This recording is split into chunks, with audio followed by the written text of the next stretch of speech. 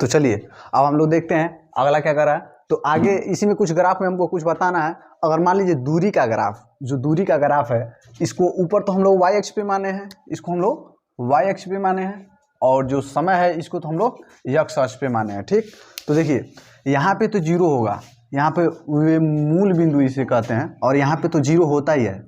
और इधर से इधर की दूरी जो है एक्स अक्ष पे हम लोग समय माने हैं टी, और वाई अक्ष पे हम लोग माने हैं क्या, यक्ष दूरी। ठीक, और देखिए यहाँ पे कोण मान लिया जाए कि थीटा बना रहा है, मैं मान ले रहा हूँ कोण थीटा बना रहा है, ठीक है, और इसको डॉटेड लाइन से मिला दिया जाए, ठीक है, इसको डॉटेड लाइन से। तो ये जो इतना दूरी है ना, मान लेता हूँ यक्स है, इतना ही दूरी है यक्स, ये मैं ओवर बना दिया था, ज़्यादा बना दिया, तो इसको ना इतना मान लीजिए आप लोग बना दिए। तो ये जब दूरी यक्स है तो ये भी दूरी क्या हो जाएगा, यक्स ही हो जाएगा।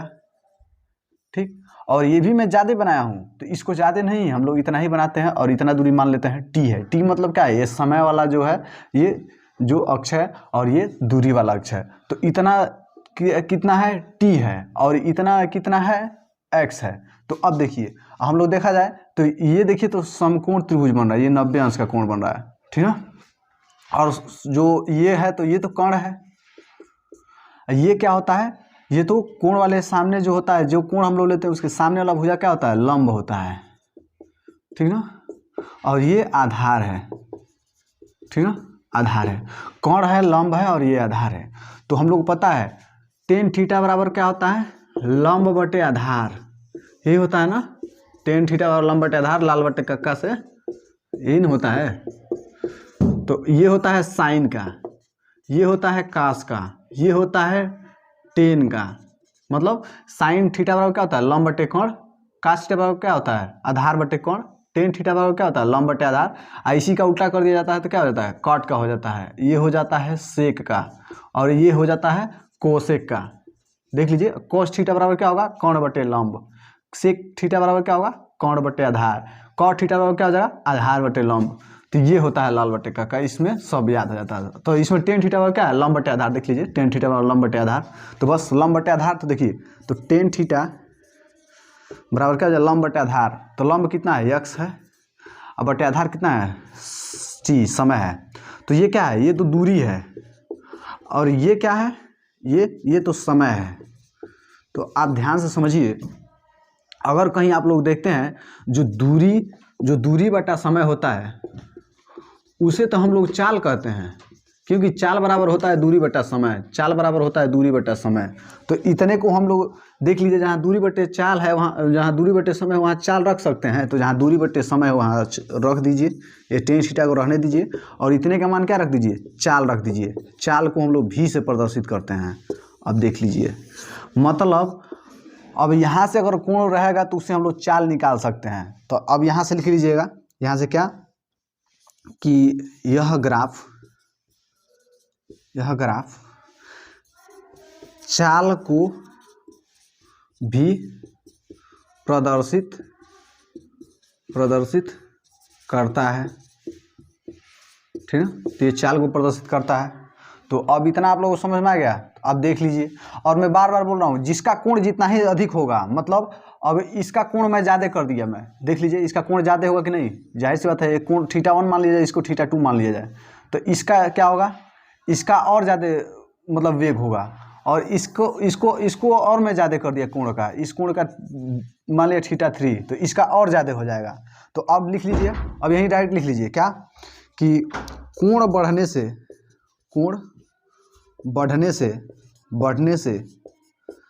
चाल बढ़ता है, किसमें, इस ग्राफ में बढ़ता है। वो भी कैसे, तो देख लीजिए सबसे ज़्यादा चाल किस में होगा, तो थीटा 3 में सबसे ज़्यादा होगा, उसके बाद से थीटा 2 में होगा, उसके बाद से थीटा 1 में होगा। थीटा 1 देख लीजिए सबसे छोटा है, वो भी कहाँ तक, यह 90 अंश तक, 90 अंश के पहले ही मतलब रहेगा। तो 90 अंश तक ही लिख लीजिएगा। तो 90 अंश तक ही हम बढ़ाएंगे, 90 अंश से अधिक नहीं लेंगे हम लोग। 90 अंश देख लीजिए, 90 अंश आप लोग पूरा नहीं लीजिएगा, इससे कम ही लीजिएगा। तो इसे 90 अंश से कम लिख लीजिए, सबसे बढ़िया 90 अंश से कम तक ही लीजिएगा,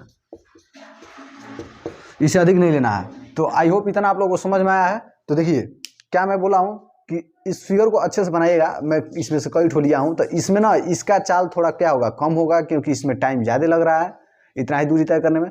और इस ग्राफ में टाइम कम लग रहा है, देख लीजिए टाइम वाला ग्राफ पे थोड़ा सा बढ़ा है लेकिन दूरी उतना ही बढ़ गया है। फिर इस वाले ग्राफ में देखा जाए, इस वाले, तो इसमें क्या होगा, इसमें टाइम देखिए, टाइम इसमें कम लिया है और ज़्यादा कम लिया है। जब और ज़्यादा कम लिया है तो इसका वेग बहुत ज़्यादा है, कम टाइम में अधिक दूरी तय कर रहा है। मैं बोला हूँ कि आपको चेक करने के लिए ऐसे रेखा खींच दीजिए तो पता चल जाएगा x अक्ष पे कितना चल रहा है, और y अक्ष पे ऐसे ऐसे खींचा जाता है, ठीक ना। तो आई होप आप लोगों को समझ में आया होगा। तो इतने का स्क्रीनशॉट ले लीजिए। तो देखिए अब चलते हैं दूसरे ग्राफ पे। तो दूसरा ग्राफ क्या कहता है, देखिए। तो दूसरा ग्राफ जो है हम लोग का मान लेते हैं वही ग्राफ है। तो ये हो गया समय का x अक्ष पे, समय का, ये हो गया दूरी का, ठीक है, दूरी का ये किस पे, y अक्ष पे। तो यह है समय, ठीक है, ये समय है और ये दूरी है। तो देखिए अगर ग्राफ आपको कहीं ऐसा दिखे, ऐसा दिखे, ऐसा ही ग्राफ देगा आप लोगों को, तो अब इसका क्या मतलब, ध्यान से देखिएगा, यहाँ ध्यान देखिएगा। मैं मान लेता हूँ यहाँ पे 0 है और यहाँ क्या है, यहाँ 1 है, 2 है, 3 है, 4 है, 5 है, 6 है, 7 है। तो मतलब 1 सेकेंड, 2 सेकेंड, ये सेकेंड वाला है तो ये सेकेंड रहेगा, ये भी second, 2 second, 3 second, 4 second, 5 second, 6 second, 7 second, ऐसे ही ग्राफ बनेगा। ये दूरी का है तो 1 metre, 2 metre, 3 metre, 4 metre, 5 metre, 6 metre और मैं 7 मीटर। आपको ऐसा ग्राफ दिया है, मैं ये समझाने के लिए, मैं ये सारा पॉइंट ले रहा हूँ समझाने के लिए आप लोगों को बस। तो देखिए इसमें से अगर ग्राफ ऐसा दिखे तो मैं क्या बोला हूँ, x अक्ष पर अगर आप लोगों को निकालना हो समय तो आप लोग क्या करेंगे, इस तरह रेखा खींचिएगा। तो इस तरह खींचेंगे तो देखिए ऐसे खींचता चला जाएगा। मान लीजिए मैं खींच रहा हूँ x अक्ष पे, तो ऐसे खींचते हुए चले जाइए, तो जहाँ तक काटेगा इसको, तो मान लीजिए ये रेखा ऐसे बना, मैं इसमें ये फिगर है मेन आप लोगों का, इसलिए इसमें नहीं काट रहा हूँ, यहाँ पे काट रहा हूँ, इसको मिटा दूंगा, समझाने के लिए कर रहा हूँ। तो देखिए तो इसको काटते रहिए, तो ऐसे कटेगा ना, जहाँ तक कटेगा वहीं तक इसका मान होगा। तो मतलब इसका समय अगर देखा जाए तो काटा जाए तो इसका मान कहाँ तक आ रहा है, 7 सेकेंड तक। मतलब इसका समय कितना है, 7 सेकेंड लिया जा रहा है, ठीक, 7 सेकेंड, ठीक ना। और देखिए एक सेकेंड पर यहाँ था, 4 मीटर पर था, 4 मीटर दूरी 1 सेकेंड पर तय किया था, चला था कोई भी वस्तु मैं मान ले रहा हूँ।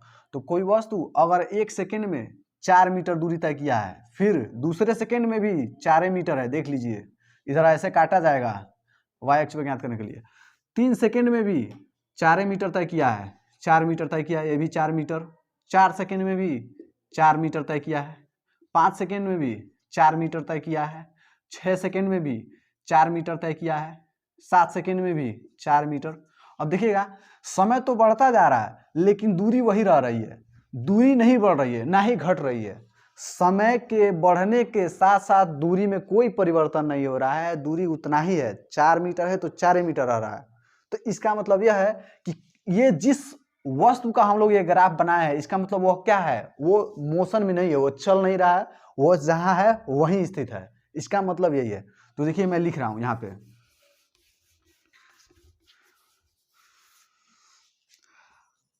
अतः इस ग्राफ में समय बढ़ने के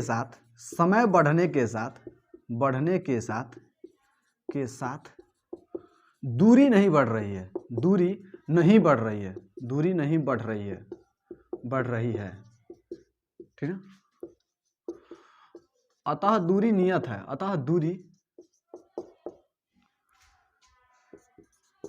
है, मतलब दूरी नियत है, स्थिर है। अतः नहीं, इसलिए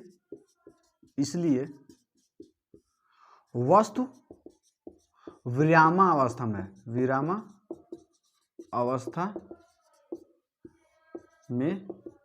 है।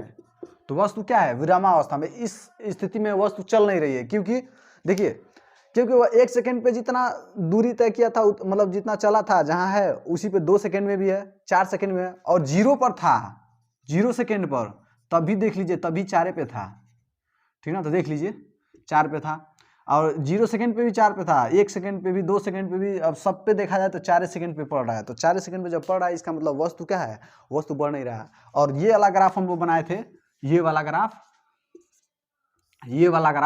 तो देख लीजिए यहाँ 0 था, 1 था, 2 सेकेंड, 1 सेकेंड, 2 सेकेंड, यहाँ 3 सेकेंड, यहाँ पे 4 सेकंड लिया जाए, और ये क्या है, ये समय वाला है और ये दूरी वाला एक्स वाला है, तो यहाँ पे 1 मीटर लिया जाए, यहाँ पे 2 मीटर लिया जाए, 3 मीटर, 4 मीटर, मान लीजिए मैं ले रहा हूँ। तो यहाँ पे देखिए 0 पे तो इसका 0 था, देख लीजिए यही ग्राफ है ना, और 1 सेकेंड पे देख लीजिए इसको ऐसे काट दीजिए 1 सेकेंड पर, और 1 मीटर पर ऐसे काट दीजिए, मतलब एक यहाँ पे बढ़ा था, देख लीजिए, मतलब यहाँ पे 1 सेकेंड में 1 मीटर बढ़ा था। फिर देखिए 2 सेकेंड है ना, तो 2 सेकेंड को ऐसे काट दीजिए, और फिर ना अब देखिए यहाँ है ना, यहाँ तो इसको ऐसे काट दीजिए, मतलब देखा जाए तो लगभग 2 सेकेंड में दूसरे मीटर में चला गया है, 2 मीटर पर, मतलब ये क्या है, ये बढ़ रहा है, ये दूरी, ये क्या है, ये गति में है, ये वस्तु किस में है, गति में है, क्योंकि इसमें दूरी बढ़ रहा है, दूरी बढ़ रहा है और समय भी बढ़ रहा है, दोनों बढ़ रहा है, और दोनों एक साथ बढ़ रहा है, ये भी बढ़ेगा, ये भी बढ़ेगा, ऐसे बढ़ता रहेगा। जब इसको ऐसे काट दीजिए, इसको ऐसे काटिए, देखिए मिल रहा है। अब इसमें क्या है, इसमें ना मैं इसी ग्राफ को यहाँ बना के समझा दे रहा हूँ। इसी ग्राफ को और मान लीजिए ऐसे रेखा बना है, तो एक्स अक्ष पे तो काटेगा, लेकिन वाई अक्ष पे नहीं काटेगा। देख लीजिए वाई अक्ष पर एक ही बार काटेगा, जब यहाँ काटेंगे आप लोग, इसको जब ऐसे काटा जाएगा तो एक ही बार काटेगा, लेकिन ये जब बढ़ाएंगे बार बार, हर बार काटेगा। देख लीजिए इस रेखा को हर बार काटेगा, हर बार काटेगा, मतलब इसमें गति हो रहा है, और इसमें बस एक ही बार काटेगा, बाकी सब बार फाल्स चला जाएगा, नहीं कटेगा, मतलब यहाँ पे वस्तु विरामावस्था में। आई होप आप लोगों को समझ में आया होगा। तो ये सब मिटा दे रहा हूँ और ये लिख लीजिए अच्छे से। तो देखिए अब हम लोग चलते हैं अगला हेडिंग पे, जो अगला हम लोग का परिभाषा है उस पे, और ग्राफ अभी बहुत है, अभी 4-5 तो ग्राफ और मिलेगा, उसको मैं आगे बताता रहूँगा। तो अभी 2 सवाल, मतलब 2 ग्राफ अभी मैं आप लोगों को बताया हूँ, तो उसको आप लोग समझने का प्रयास कीजिएगा, ठीक ना। और न समझ में आए तो ग्राफ को देखिए बहुत क्लियरली तरीके से समझिएगा, मैं जैसे बोला हूँ काटने के लिए, वैसे काट काट के समझेंगे आप लोग, तो आप लोग को अच्छे से समझ में आएगा ग्राफ। मैं बहुत बेहतरीन तरीके से समझा दूंगा आप लोगों को। अभी और ग्राफ है वो आगे आने वाला है, ठीक ना। तो चलिए अब देखते हैं अगला हेडिंग क्या है। आगे जैसे ही हम लोग परिभाषा पढ़ेंगे ना, तो ग्राफ मिलता रहेगा, उसको मैं एक एक करके बताता रहूँगा, ठीक ना, और समझाने का तरीका जैसे बताता हूँ बस वैसे ही समझिए। तो देखिए अब हम लोग का है परिवर्ती या असमान चाल। असमान चाल, ये परिवर्ती या असमान चाल किसे कहते हैं, ठीक ना। तो देखिए इसमें देखिए क्या है, अभी मैं समझा दे रहा हूँ। किसी कण द्वारा, किसी कण द्वारा समान समय अंतराल में, समान समय अंतरालों में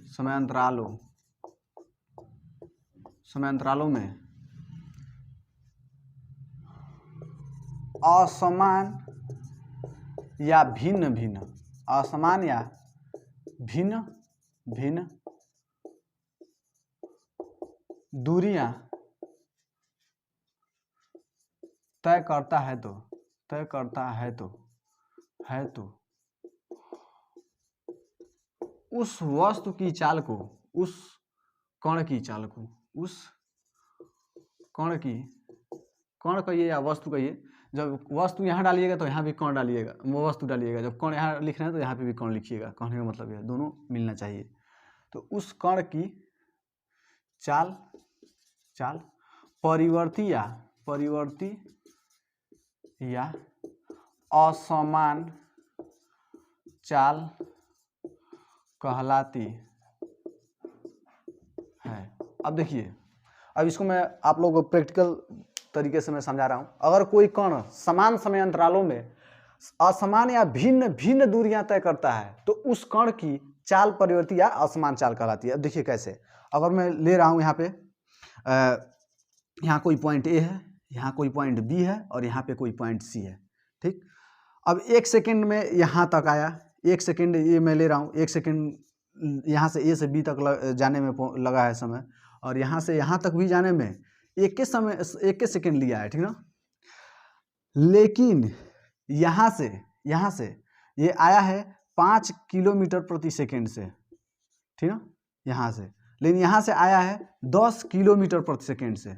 अब ध्यान से देखिएगा, समय तो एक ही है, समय तो एक ही सेकेंड में यहाँ इतना तय किया है, इतने से 5 किलोमीटर पर सेकेंड से तय किया यहाँ पे, और यहाँ पे भी एक ही सेकेंड है, फिर यहाँ पे 10 किलोमीटर पर सेकेंड लिया है, मतलब यहाँ पे चाल बदल रहा है। चाल क्या हो रहा है, बदल रहा है, ठीक है। नहीं तो 1 सेकेंड में यहाँ से यहाँ तक लिया था, तो देख लीजिए 1 सेकेंड में यहाँ भी तो 5 होना चाहिए ना। जब यहाँ 5 है, यहाँ 5 रहेगा, तो समझ लीजिएगा वो समान चाल है। और यहाँ पे जब अलग है और यहाँ पे भी अलग है, समय दोनों बराबर है लेकिन ये चाल आपस में बराबर नहीं है, तो इसका मतलब समझ लीजिएगा कि वो क्या है, परिवर्ती चाल है, वो असमान चाल है। जैसे मैं मार्केट जा रहा हूँ, बाइक से जा रहा हूँ, ठीक। अब बाइक से जा रहा हूँ, अगर मैं 50 मान लीजिए 20 किलोमीटर प्रति सेकंड से मैं चल रहा हूँ, तो 20 किलोमीटर पर सेकंड से 20 किलोमीटर प्रति घंटा से, और मान लीजिए मैं चल रहा हूँ, तो अगर मैं 20 किलोमीटर प्रति घंटा से ही मैं बाजार जाऊँ और उसी चाल से वापस आऊँ, मतलब ना ही मैं उसको ज़्यादा किया हूँ 20 किलोमीटर पर घंटा से, ना ही उससे कम किया हूँ, उतने पर ही मेरा वेग जो है, जो चाल है वो फिक्स है, ना ही घटाना है उसको, ना ही बढ़ाना है। तो ये क्या हो गया, एक समान चाल हो गया। अगर मैं रास्ते में जाते वक्त मैं कहीं 20 से चल रहा हूँ ना, 20 किलोमीटर प्रति घंटा से, तो 20 किलोमीटर प्रति घंटा से चलते चलते मैं 25 किलोमीटर प्रति घंटा कर दिया, कभी 30 कर दिया, कभी 10 कर दिया, तो मतलब ये घट बढ़ रहा है चाल, तो उसे कहते हैं परिवर्ती या असमान चाल। तो आई होप आप लोगों को समझ में आया होगा। तो इतने का स्क्रीनशॉट ले लीजिए। अब देखिए एक चीज और समझना है आप लोगों को इसमें, तो ये दूसरा था, पहला क्या था, समान चाल वाला, वो मैं बता चुका हूँ कल नहीं आज ही, मतलब वो बता चुका हूँ। और तीसरा अब हम लोग क्या है, तत्कालिक चाल, ठीक है, इंस्टेंटेनियस कहा जाता है जिसे, मतलब क्षणिक चाल, जिसे हम लोग क्या कहते हैं, इसे या क्षणिक चाल भी कहा जाता है, या क्षणिक चाल कह सकते हैं, इंस्टेंटेनियस कहा जाता है इंग्लिश में। तो छोड़िए अभी, तो देखिए इसको समझिए, तत्कालिक चाल या क्षणिक चाल। अब देखिए ये क्या होता है, ये हम लोग जितने बाइक है या कार है, जहाज है, इस दुनिया में जो भी चीज़ है, ट्रेन है, सभी आप लोग को जो इसके मीटर में हम लोग देखते हैं ना, तो वो सभी क्षणिक चाल बताती हैं। सभी क्या बताते हैं, क्षण वाला चाल बताते हैं, मतलब बहुत छोटे से समय में जो हम लोग जो चाल देखते हैं वो क्षणिक चाल कहलाता है, जो बहुत छोटे से समय में वो दिखाता है, ठीक है, जिसका मान क्या हो। अगर मान लीजिए मैं बाइक चला रहा हूँ, समझने का प्रयास कीजिएगा, मैं बाइक चला रहा हूँ, तो जब मैं बाइक चला रहा हूँ तो मैं उसके मीटर में देखता हूँ कि यार मैं तो 50 किलोमीटर प्रति घंटा की चाल से चल रहा हूँ, तो वो जो समय दिखा रहा है ना, वो जो वेग दिखा रहा है ना, तो वो क्षणिक चाल है। अभी मैं उसको जब चाहे तब मैं उसको घटा बढ़ा सकता हूँ, उसको जब चाहे तुरंत घटा दूंगा, तुरंत बढ़ा दूंगा, मतलब वो ना तुरंत वाला स्पीड बताता है। तो जो तुरंत वाला स्पीड बताए उसे क्षणिक चाल कहते हैं, जो क्षण भर के लिए बताता है, मैं उसे जब चाहे तब चेंज कर सकता हूँ, उसे पल भर में चेंज कर सकता हूँ, तो वो क्षणिक चाल होता है। क्षणिक चाल लंबे समय तक नहीं बताता है, क्षणिक चाल बहुत छोटा होता है, वो समझ लीजिए कि 0.001 सेकेंड में बता रहा है, मतलब बहुत छोटे से समय के लिए जो हम लोग निकालते हैं उसे क्षणिक चाल कहते हैं। तो अब देखिए, आई होप आप लोगों को समझ में आया होगा। तो क्षणिक चाल जो होता है,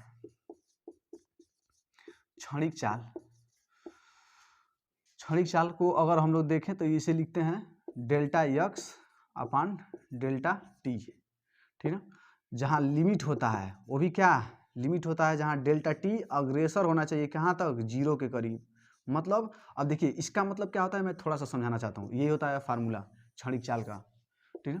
अब देखिए इसका मतलब मैं समझा रहा हूँ, डेल्टा टी जो है ना, वो इसका मतलब 0 नहीं है, 0 के पास है, 0 के पास है, 0 के पास है, मतलब अभी 0 नहीं हुआ है, लेकिन पता नहीं कब 0 के पास है। मतलब ये जो डेल्टा टी है ना, 0 नहीं है तो क्या है, वो नहीं तो 0.001 होगा या 0.00001 होगा, ठीक है, लेकिन वो 0 नहीं होगा, ठीक है। ये 0 नहीं दिखा रहा है, बस ये दिखा रहा है कि अब ये 0 लग रहा है हो जाएगा, ये लग रहा है कि 0 हो जाएगा, लेकिन 0 है नहीं। ये आपको यहाँ बेवकूफ़ बनाता है, ठीक है। इसे कहते हैं टेंस टू, इसे कहते हैं टेंस टू, तो इसे टेंस टू कहा जाता है।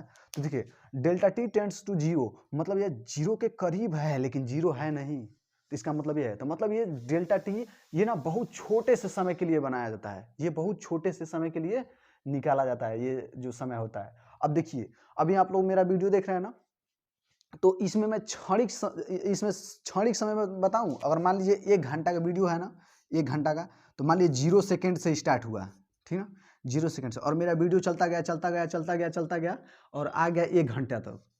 तो 1 घंटा तक चला ना, तो इसमें मैं कहूँ ना कि आप लोग पूछ दिए कि मिनट पर सर जो आप 30 मिनट पे जो आप कॉन्सेप्ट बताएं सर वो समझ में नहीं आया, समझ में नहीं आया। तो ये जो 30 सेकेंड है ना, 30 सेकेंड पे जो कॉन्सेप्ट आपको समझ में नहीं आया ना, तो आप लोग बता रहे हैं ना वो क्षण भर के लिए था, बहुत छोटे से समय के लिए था, बहुत छोटे से समय के लिए, और उतने में ही खत्म हो गया वो कॉन्सेप्ट। जब ये जो समय बताया हूँ और आप लोग जो बताए हैं, और ये जो अगर मैं इसको ऐसे रिलेट करूँ तो ये जो वेग होगा यहाँ पर, जो थोड़े से समय के लिए जो कॉन्सेप्ट बताया हूँ वो होता है क्षणिक। तो क्षणिक कॉन्सेप्ट होगा, ठीक है ना, तो वो कॉन्सेप्ट होगा। तो आई होप आप लोगों को समझ में आया होगा कि क्षणिक बहुत छोटे से समय के लिए होता है, और हम लोग जो गाड़ी चलाते हैं, जो हम लोग बाइक चलाते हैं, वो सभी क्षणिक चाल बताती हैं, क्षणिक चाल जो क्षण भर के लिए होता है। हम लोग जब उसे चाहें तब हम, वो प्रेजेंट में बताता है कि आपका चाल कितना है, वो प्रेजेंट में बताता है कि आपका चाल कितना है। बस ये समझ लीजिए, क्षणिक बस क्षण भर के लिए होता है। जो क्षणिक चाल होता है या तात्कालिक चाल होता है वो क्षण भर के लिए होता है, वो कभी भी चेंज हो जाता है, वो क्षण भर के लिए होता है। लगभग 0 के आसपास उसमें समय के लिए बताता है वो, लेकिन 0 नहीं होता, याद रखिएगा। तो इतने आप लोग उतार लीजिए।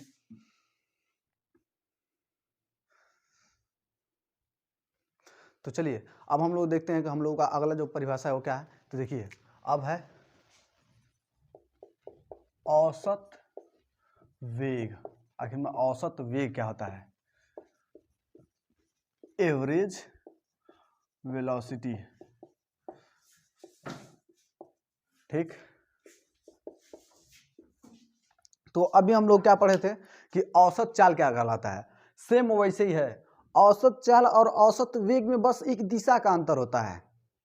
बस औसत चाल में दिशा नहीं होती है, बाकी सब औसत चाल जो होता है उसमें दिशा नहीं होती है। जो औसत वेग है इसमें दिशा होती है। अगर इसमें से दिशा निकाल दिया जाए तो औसत चाल और औसत वेग में कोई अंतर नहीं रहेगा, बस इसमें दिशा होता है, ठीक। इतना ही बस याद रखिए। देखिए, और चाल और वेग में क्या अंतर है? उन दोनों में भी कोई अंतर नहीं है। चाल में दिशा नहीं होती है, वेग में दिशा होती है। अगर वेग में से दिशा निकाल दिया जाए तो चाल हो जाएगा, ठीक है। इसी तरह दूरी और विस्थापन में क्या अंतर है? कोई डिफरेंस नहीं है, बस दूरी में दिशा नहीं होता आप लोगों का, और विस्थापन में दिशा होता है। अगर इसमें से भी दिशा निकाल दिया जाए, चाहे इसी को दिशा अगर दे दिया जाए, तो चाल और विस्थापन में कोई अंतर नहीं रहेगा। दूरी और विस्थापन में। तो समझ में आया? तो सेम वैसे ही है ये औसत वेग। अब ये क्या है? तो देखिए, किसी कण द्वारा किसी समय अंतराल में तय की गई कुल विस्थापन तथा कुल